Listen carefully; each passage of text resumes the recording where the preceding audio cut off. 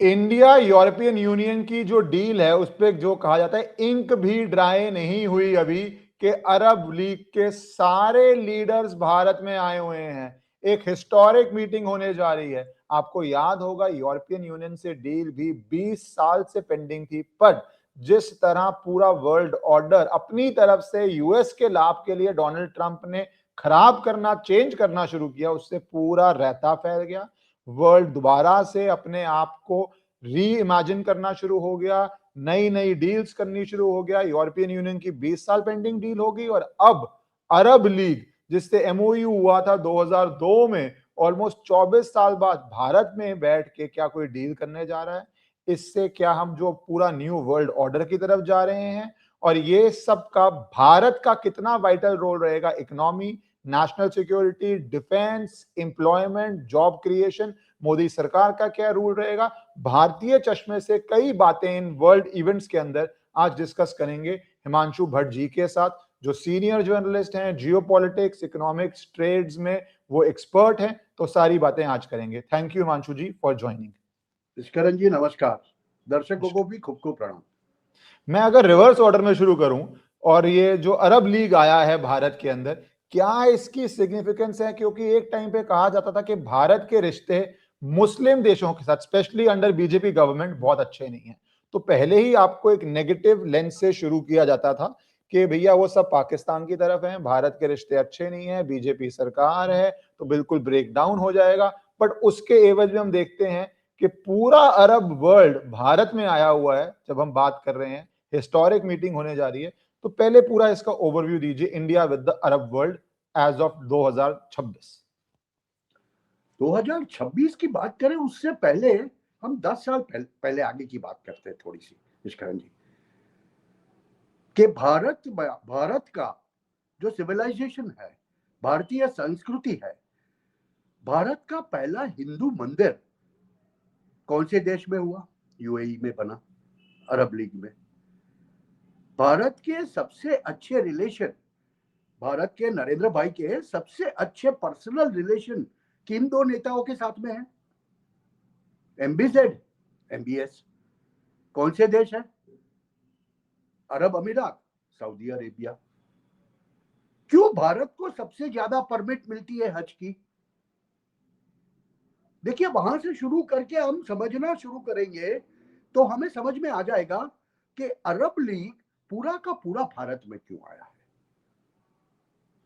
अरब league के जो देश है ज्यादा करके वो पेट्रो डॉलर वाले देश है, पेट्रो मनी वाले देश है, पेट्रोल वाले देश है, क्रूड वाले देश है। उन देशों को पता है, दे नो कि पेट्रोल 200 साल तक नहीं चलेगा, और 200 साल के बाद क्या। दूसरी बात यह है कि 2024 तक या 2025 तक एक डिफेंस अम्ब्रेला के लिए एक डिफेंस पैक्ट यूएसए के साथ में सऊदी अरब ने किया था, उसको उसने रैटिफाई नहीं किया है, मतलब कि आगे नहीं ले जा गए। तो उनके लिए सुरक्षा का भी सवाल है। उनको मैदान में लड़ने वाले तो पाकिस्तानी पिट्ठू मिल जाएंगे। जो सऊदी अरेबिया ने अभी पाकिस्तान के साथ मुआयना करके वो उनके जो सैनिक मंगवाए हैं हुतियों के साथ लड़ने के लिए, वो तो मिल जाएंगे। मगर अगर सऊदी अरेबिया में कुछ नया बनाना है, नए जीवन धोरण को स्थापित करना है, तो वहां स्किल लेबर कहां से आएगा? क्या कोई पाकिस्तानी कर पाएगा? वहां भारतीय लेबर और भारतीय स्किल्स का उपयोग अरब वर्ल्ड को करना पड़ेगा। मगर उससे भी ज्यादा महत्व की बात यह है कि जब हम गल्फ की बात करते हैं, अरब राष्ट्रों की बात करते हैं, उनकी और अमेरिका की दूरी कितनी? एक डोनाल्ड ट्रंप आता है, 3 दिन में गल्फ कंट्रीज में जाके एक कतर जैसा छोटा देश उसको 400 मिलियन का विमान देता है और बोलता है कि कतर मेरा दोस्त है। एमबीएस के पास जाके वो बिना कहे कमिटमेंट लेके जाता है कि $1.5 ट्रिलियन का इन्वेस्टमेंट यूएसए में कब होगा। ये क्या है? ये यूएस की दादागिरी है, और वो दादागिरी को आजकल कोई सहना नहीं चाहता। दूसरी सबसे महत्व की बात, जो हम लोग आईमैक की बात कर रहे हैं सर,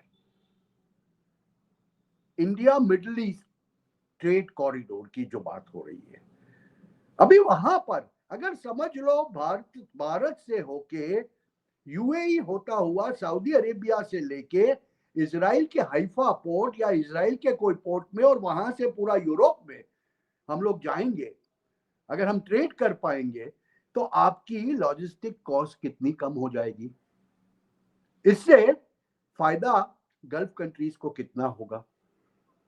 तो देखिए, दो तीन तरह से हम लोग देखें इश्करन जी इसको, तो एक तो इकोनॉमिक वेलबींग की बात है, फ्यूचर की बात है, और एक हकीकत मत भूल जाइए, सऊदी अरेबिया के पास पैसे खत्म हो गए हैं। सऊदी अरेबिया के पास खर्च करने के लिए कैश पैसे नहीं है।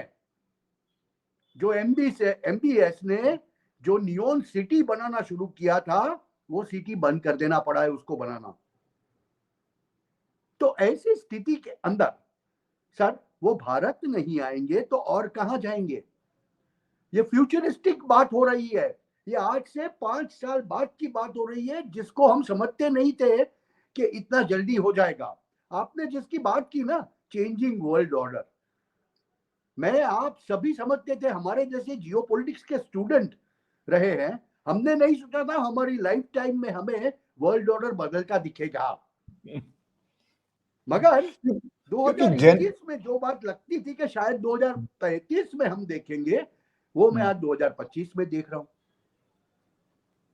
और उसकी वजह क्या है, लोगों को मैं याद दिला दूं सर कि हम जिसकी बात कर रहे हैं आज, हम भारत की बात कर रहे हैं, भारत के दृष्टिकोण की बात कर रहे हैं, और भारत का दृष्टिकोण हमेशा से सिविलाइजेशनल दृष्टिकोण रहा है। लोग कहते हैं ना नरेंद्र भाई की पार्टी को कि हिंदू नेशनलिस्ट पार्टी, ये बात तो मैं 2002 से सुनता आया हूं।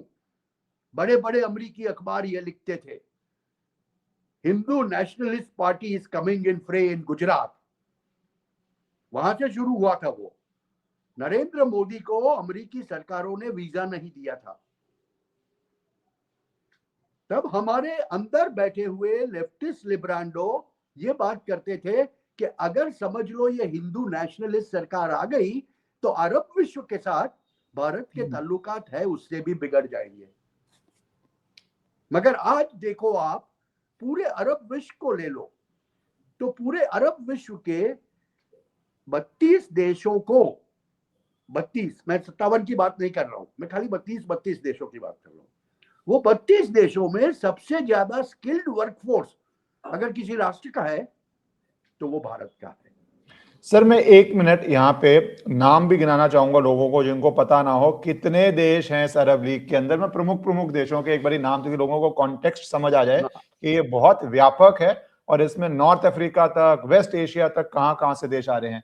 जैसे इसमें इसके अंदर आते हैं आपका Egypt, Jordan, Kuwait, Lebanon, Libya, Morocco, Oman, Qatar, Saudi Arabia, UAE, Sudan, Syria, Tanzania, Yemen, etcetera etcetera. तो एक बहुत बड़ा फुटप्रिंट है। और हिंदू राष्ट्रवादी सरकार से अरब वर्ल्ड के रिश्ते अच्छे नहीं होंगे।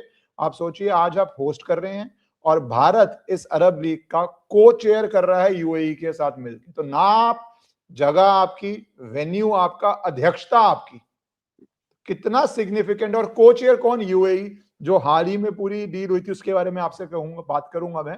तो इससे ज्यादा इंपॉर्टेंस नहीं मिल सकती तो इसकी, और ये इंपॉर्टेंस देने की मजबूरी है अरब वर्ल्ड की एक तरह से, क्योंकि यूएस के रीजन की वजह से।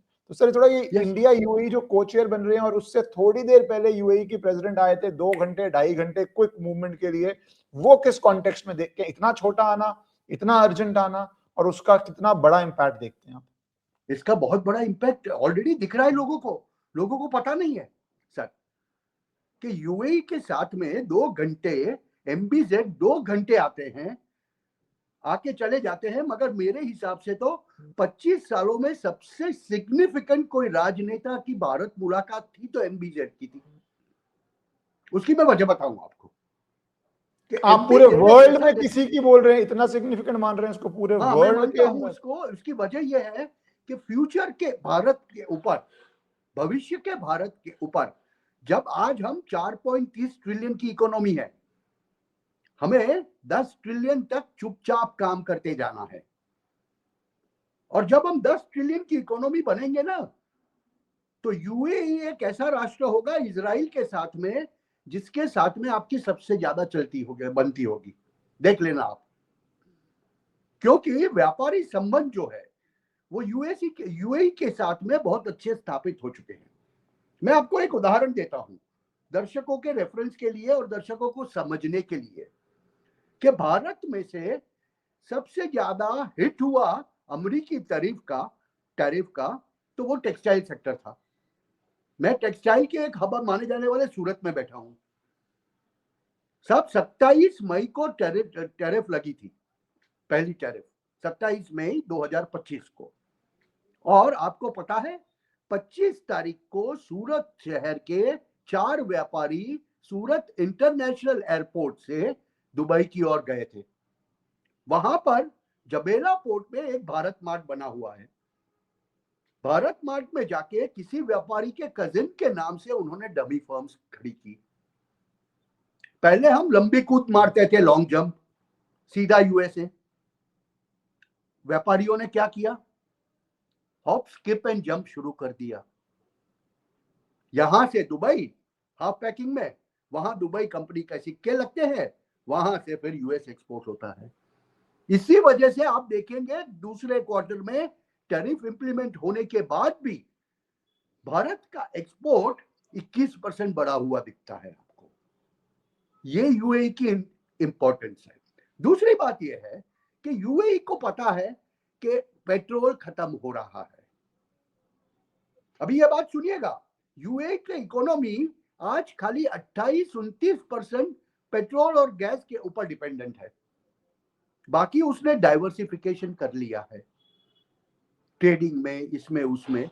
जबकि उसी के बाजू में सऊदी अरेबिया की इकोनॉमी आज भी 69% डिपेंडेंट है ऑयल के ऊपर। तो अरब देश में से काफी जो समझते थे कि ऑयल है तो वो राजा है, ऑयल रहने वाला नहीं है।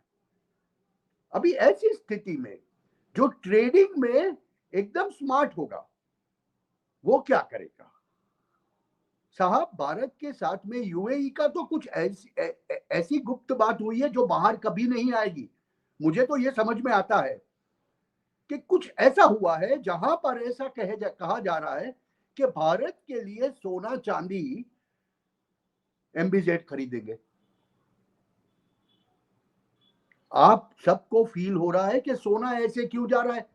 ऑफिशियल फिगर देखो साहब, वो ही आपको बता देंगे। भारत ने दुनिया भर की चांदी लेके रखी है। क्यों रखी है? पिछले 1 साल में चांदी का कोई गहनों में इंटरेस्ट नहीं है, चांदी का इंडस्ट्रियल यूज है। यूएई की बात कहां करते हैं हम? तो यूएई के साथ मुआयदा करने में एक सबसे बड़ी बात है, और वो है यहां 2 घंटे आने के पहले 10 दिन पहले एमबीजेड कहां थे? वो पाकिस्तान शिकार करने गए थे सर, पाकिस्तान शिकार करने गए थे। और वहां पर उन्होंने पाकिस्तानियों को जो डेप्थ दिया था, जो पैसे दिए थे, उसके अवेज में क्या लिखवा के लाए हैं? वो वहां से पाकिस्तान फौजी फाउंडेशन के अंदर डायरेक्टरशिप का चेयर लेके आए। जब आप अपने दुश्मन को डिफेंस की चेयर लेके आ गए हैं, ये बहुत सिग्निफिकेंट बात आ रहे हैं। आप डिफेंस की चेयर लेके आ गए, उनकी डिफेंस हाँ, वो उनके डिफेंस का फौजी फाउंडेशन जो है, जो पाकिस्तान में बहुत सी चीजें बनाता है, वो फौजी फाउंडेशन के शेयर्स काफी हद तक एमबीजेड के पास है। मतलब यूएई मालिकाना हक लेके बैठा है पाकिस्तान में, और वो आपका पक्का दोस्त है। नहीं, आप इसका दूसरा ही कॉन्सिक्वेंस सोचिए। अब आप कितना प्रॉफिट डिक्लेयर करते हैं, कितना डिविडेंड देते हैं, किस तरह मनी को यूज करते हैं, किस तरह क्या एलोकेशन करते हैं। आपने एक तरफ से तो सैलरी बांध दी उनके सारे टॉप ऑफिसर्स की। अगर आप इसको, आपके हाथ में है, और ये एंट्रीज को ऑडिट होनी नहीं है, कोई ऑडिटिंग तो हो नहीं रही, आपने किसको क्या दे दिया, किस रेट पे आपने कुछ माल बेच दिया, कोई अगर आपने कमर्शियल एंटरप्राइज की उसमें किस रेट पे दुकान दे दी, ये तो आपने बेसिकली लेजिटिमेटली उनको पैसे देने का, मैं तो लिया, साथ ही साथ खरीदने का क्या जरिया था कि भैया तुम्हारे सैनिक हमारे फुट सोल्जर्स बन के हम जहां बोले जाएं, भाड़े के टट्टू, जो जो पुराने जमाने में मर्सनरी होता था, भाड़े का टट्टू है, आर्मी तो तुम्हारी बच्ची नहीं। ये तो ऐसा घातक चीज हो गया कि आर्मी ही आपने इतना से टेक ओवर कर ली है, खरीद ली साहब, खरीद ली। अभी दुश्मन को मारना है। इसीलिए मैं कहता हूं कभी कभी कि गुजरात की राजनीति राष्ट्र में अप्लाई हो रही है धीरे धीरे। अगर दुश्मन को मारना है तो हाथ लगाने की जरूरत नहीं है, बहुत से रास्ते हैं दुश्मन को मारने के, और इनमें से कई रास्ते अप्लाई किए। क्या आप ऐसा समझते हैं कि सऊदी अरेबिया ने जो पाकिस्तान के साथ में मुआहिदा किया कि जो उनके 25,000 सैनिक लेने वाले हैं, वो मोदी जी को पहले नहीं पता था? डेफिनेटली पता होगा, मगर मरने के लिए कोई टट्टू तो चाहिए ना आपको। युद्ध में कोई टट्टू तो चाहिए। गाजा में इजराइल कहता रहता है हमें पाकिस्तानी सैनिक नहीं चाहिए, मगर आखिर में देखना जाएंगे भी पाकिस्तानी और दोनों तरफ से गोली खा के आएंगे। तो ये तो देखिए, इसी को राजनीति कहते हैं ना, इसी को राजनीति कहते हैं। और उस कॉन्टेक्स्ट में मैं देख रहा हूं कि आने वाले विश्व में आपके व्यापारी के तरफ, क्योंकि आईमैक जाएगा यूएई पे भारत से निकल के, और वहां से सीधा जाएगा रेड सी से होता हुआ। अगर सऊदी अरेबिया ने मना कर दिया, ना कर दिया, तो रेड सी से होता हुआ आईमैक निकलेगा सीधा सोमालीलैंड में। अभी आपको समझ में आ रहा है कि सोमालीलैंड को इजराइल ने क्यों मान्यता दे दी? आप जब ज्योग्राफी को जानोगे तब आपको पता चलेगा, आपका रास्ता साफ हो गया। सोमालीलैंड से सीधा हाइफा अंदर होके जो निकल जाएंगे वो बाजू ग्रीस और साइप्रस की ओर। तो इस हिसाब से जिस प्रकार से ये सब व्यू रचना बैठ रही है, जो बैठता वो दिखता है। इसीलिए आप देखोगे कि मोदी जी विजिट करते हैं ना, तो कभी एक राष्ट्र में नहीं जाते। देखना, उनके 2-3 दिन की विजिट में वो 3 राष्ट्र करते हैं, और ऐसी 3 जगहों पे जाते हैं जहां लोग समझते हैं कि ये क्यों घूमने जा रहे हैं। मोदी के जो विरोधी है नरेंद्र भाई के, वो बूम बूम करते रहते हैं, मगर वो कंबोडिया नहीं जाते, वो वियतनाम नहीं जाते, वो थाईलैंड नहीं जाते, विपक्षी नेताओं की तरह। उनका एक पिन पॉइंटेड मिशन होता है, और जब वो विदेश यात्रा करते हैं तो उनको पता होता है। और इसी संदर्भ में जब अरब लीग यहां आके बैठता है, उससे पहले हम बात करें ईयू की। सर, आप कह रहे थे कि 20 साल से अटका पड़ा है। क्यों अटका पड़ा था? क्यों अटका पड़ा था? इसका कोई जवाब देगा मुझे? वो कहने के लिए तो बहुत है कि 20 साल से नहीं हुआ मुआहिदा, 20 साल से फ्री ट्रेड एग्रीमेंट नहीं हुआ, मगर क्यों नहीं हो रहा था? क्योंकि वो भारत को कुछ समझते ही नहीं थे। आपका वजूद आपको पैदा करना पड़ता है। अभी सर 2025 के मई महीने में 4 दिन के युद्ध ने पूरे विश्व को एक बात की खातरी दे दी, एक बात समझा दी कि अगर कारगर सस्ते शस्त्र चाहिए तो आपको भारत से ही मिलेंगे। जो हमारा एयर डिफेंस सिस्टम शायद 50,000 रुपए में लगता है, मैं जस्ट एक एग्जांपल दे रहा हूं समझाने के लिए, वही एयर डिफेंस सिस्टम आयरन डोम इजराइल जब $100 की एक ड्रोन को मारने के लिए आयरन डोम यूज करता है 5 मिलियन का, तो वो परवड़ता नहीं है हर एक को। और यही बात जब आकाश तीर हो, ब्रह्मोस हो, या पिनाका सिस्टम्स हो, तो ये यूरोपियन यूनियन के समझ में आने लगा है। क्योंकि वो बाजू से जब ट्रंप ने उनको लात मारी, अमेरिका ने लात मारी, जब नेटो कंट्रीज को बोला गया, ईयू के कंट्रीज को बोला गया कि आपके संरक्षण के लिए आपको 5% पैसा लगाना पड़ेगा अपने जीडीपी का, जो अभी तक किसी ने नहीं लगाया था, 1.5-2%। और फिर बात आई, बोलते हैं हम ग्रीनलैंड ले लेंगे। ये ग्रीनलैंड की बात आई तो सिंबॉलिकली सब इकट्ठे हो गए, खड़े हो गए। ये आज का प्रश्न थोड़ी है, ये डोनाल्ड ट्रंप का खड़ा किया हुआ प्रश्न थोड़ी है, ये तो काफी सालों से चल रहा है। और 1950-51 में तो दोनों के बीच में एक करार हो चुका है, डेनमार्क के और यूएस के बीच में, ईयू के बीच में, कि यूएसए जितना चाहेगा उतने बेसिस, उतनी फोर्स ग्रीनलैंड पे रख सकेगा। वो करार होने के बाद भी क्यों ये बोलते हैं कि मैं ग्रीनलैंड ले लूंगा? तो ये दोनों घोड़े जब झगड़ते हैं ना सर, हमारी भारतीय भाषा में कहूं तो दो घोड़े झगड़ते हैं, दो बिल्लियां झगड़ती है, तो बीच में बंदर बैठ के पांव का पूरा टुकड़ा खा जाता है और वो नहीं, ये इबारत करता है। क्योंकि जो आपने कही ना बात, यही जब इजराइल की प्रॉब्लम थी कि ड्रोन इतने चीप हो चुके हैं और उसके बचाव में जब आप अपनी मिसाइल भेजते हैं, अगर उसकी कॉस्ट 1 मिलियन है या 5 मिलियन है, यस, तो आप इकोनॉमिकली बैंकरप्ट हो जाएंगे। वो तो वहां से $100, $200, $500 का ड्रोन भेजते रहेंगे, आप 5-5 मिलियन करते रहे, जितना मर्जी अमीर देश हो बर्बाद हो जाएगा, इकोनॉमिकली बैंकरप्ट हो जाएगा। यस, वहां पे जो भारत ने प्रूव किया ऑपरेशन सिंदूर में, efficiency, power, reliability at a cheap cost, वही तो यस, व्यापार है, वही वही तो व्यापार व्यापार है, है। और डिफेंस वही भी तो व्यापार ही व्यापार है, है, और वही चलेगा दुनिया में। अभी वही चले।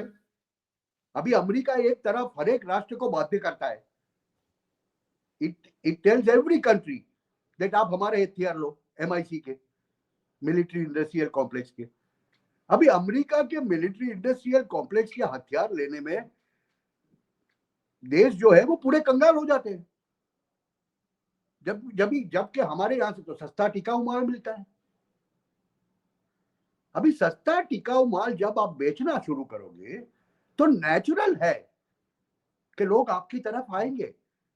आपने आपका वजूद, आपका इंपॉर्टेंस स्थापित कर दिया, और वो वजूद और इंपॉर्टेंस जब तक आप स्थापित नहीं करोगे ना, कोई आपको देखेगा नहीं। आज तक भारत की एक छवि पूरे यूरोपियन यूनियन में, यूरोपियन कंट्रीज के अंदर वो चलती रही, एक छोटा सा डेनमार्क, सब छोटे से डेनमार्क से हैप्पीनेस इंडेक्स निकलेगा, ये निकलेगा, वो निकलेगा नॉर्वे से, और तुम यहां बैठ के ठन ठन गोपाल की तरह उसका गाना गाते रहोगे कि भारत को तो बांग्लादेश और पाकिस्तान के नीचे बैठा दिया। अब करके देखो, हिम्मत है आपकी,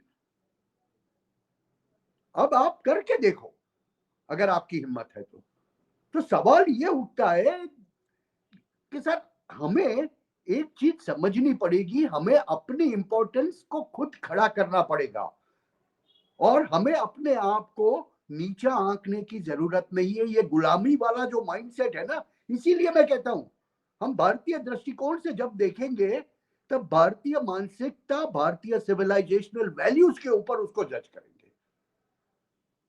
अभी 4 बारी डोनाल्ड ट्रंप ने फोन किया नरेंद्र मोदी को, उन्होंने फोन नहीं उठाया। बहुत बहुचर्चित बात है, क्यों नहीं उठाया साहब? एक एक डुक्कर के साथ में, एक पिक के साथ में आप कीचड़ में जाके मारामारी करोगे, गंदा कौन होगा? आप ही होने वाले हो, क्योंकि वो वो पिक को तो मजा आएगा, वो तो उसकी जगह है। Why give him a chance? आपको जब पता है कि वो इंसान हमेशा झूठ बोलता है, तो उससे बात क्यों करनी? आप बात करोगे तो आप फंसोगे ना, बात ही नहीं करनी। देखिए, ये राजनीति नहीं है सर, ये भारतीयता, भारतीय संस्कृति और भारत के गुण है। इसमें कोई राजनीति मुझे तो नहीं दिखती। जितना मैं नरेंद्र भाई को समझ सकता हूं, जितना नरेंद्र भाई को मैं जानता हूं, उससे मुझे तो समझ में आता है कि वो कभी भी किसी को ऊंची आवाज में नहीं कहेंगे कुछ भी, खाली उनकी आंख फरकती है और समझ में आ जाता है क्या होने वाला है। इसीलिए शायद जब वो कनाडा गए थे और डोनाल्ड ट्रंप ने फोन किया उनको G7 में से कि आप वॉशिंगटन होते जाइए तो वो नहीं गए वहां पर। और दूसरे ही दिन बिहार में रैली में आके उन्होंने कहा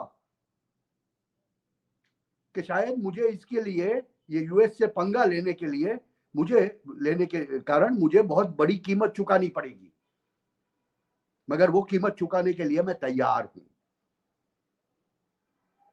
सी that was a trap lead.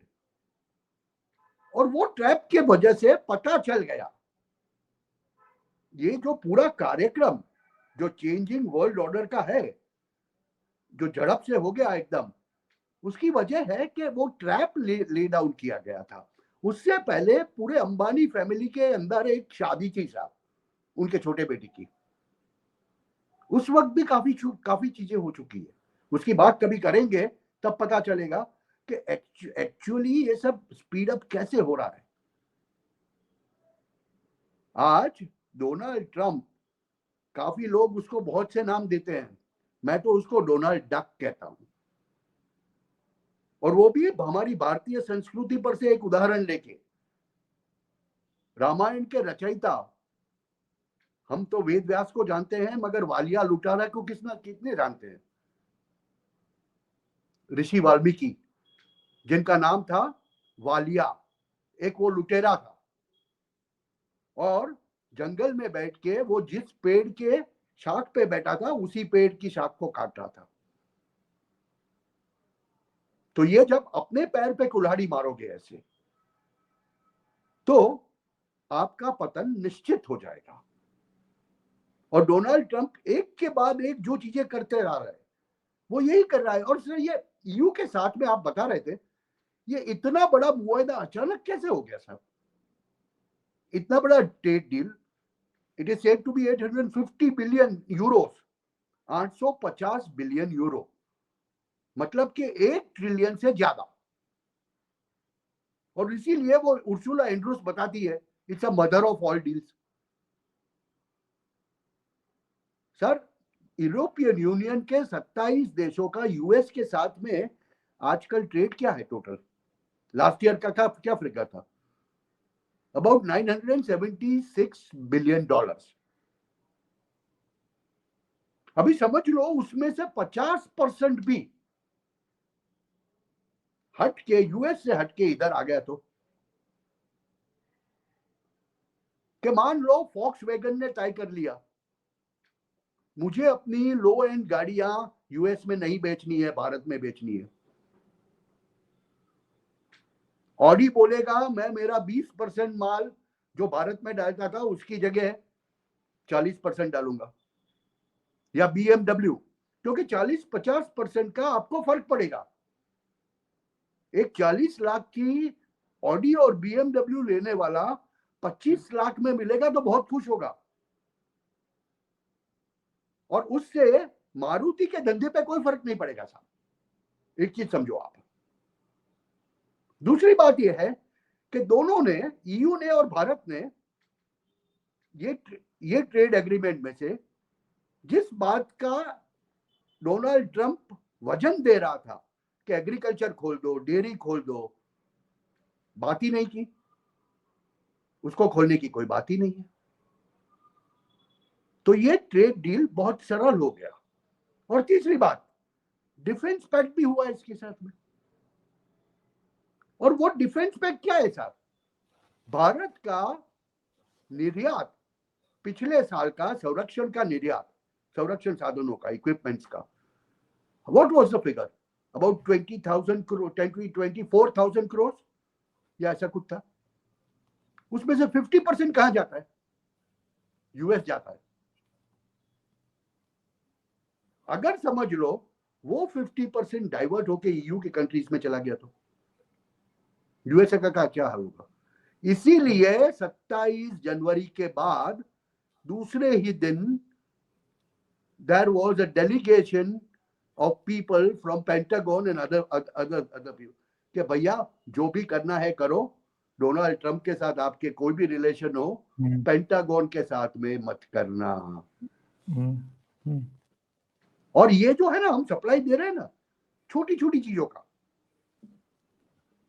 कि आपके गन की गोली है आम आदमी के लिए, वो वहां नहीं बनाते।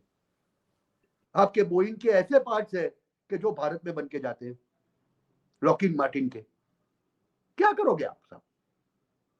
तो इसके लिए ये जो ईयू का जो डील है ना, that has hit so badly.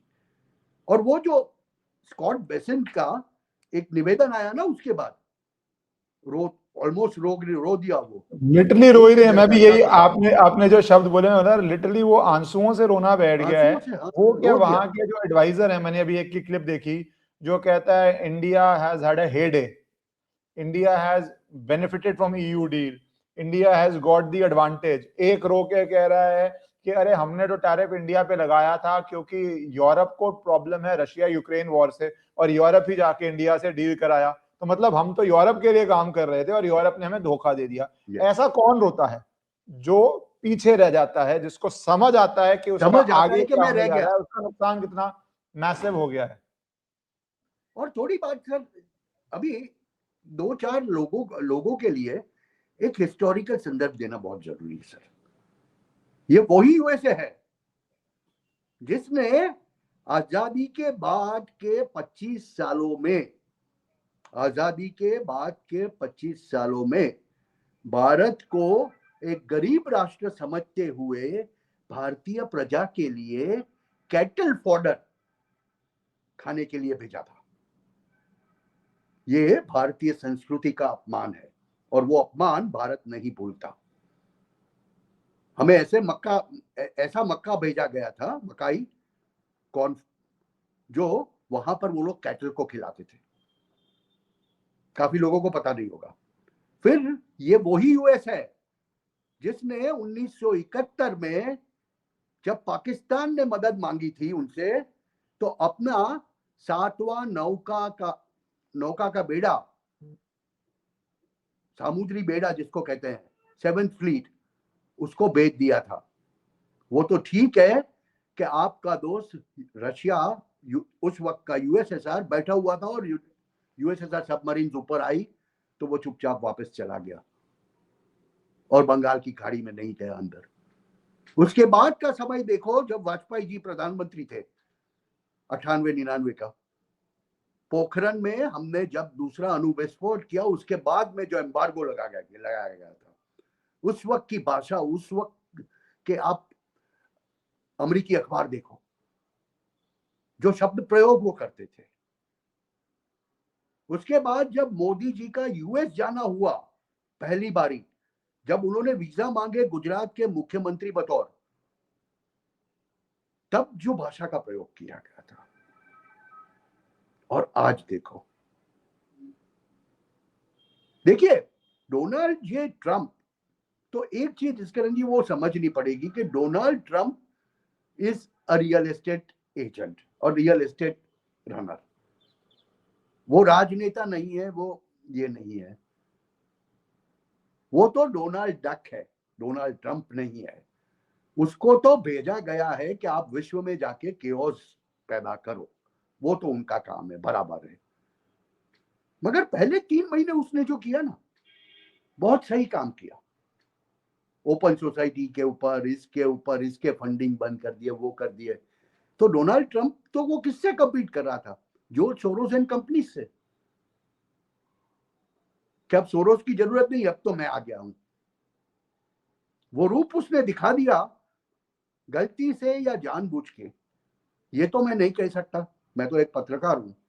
मगर जब भारत ने पाकिस्तान की 11 जगहों पे मारा और 1-2 जगह पे ऐसा मारा कि यूएस का भी बहुत कुछ उसमें नेस्तो नाबूद हो गया, तब डोनाल्ड ट्रंप का रियल रूप सामने आना शुरू हो गया।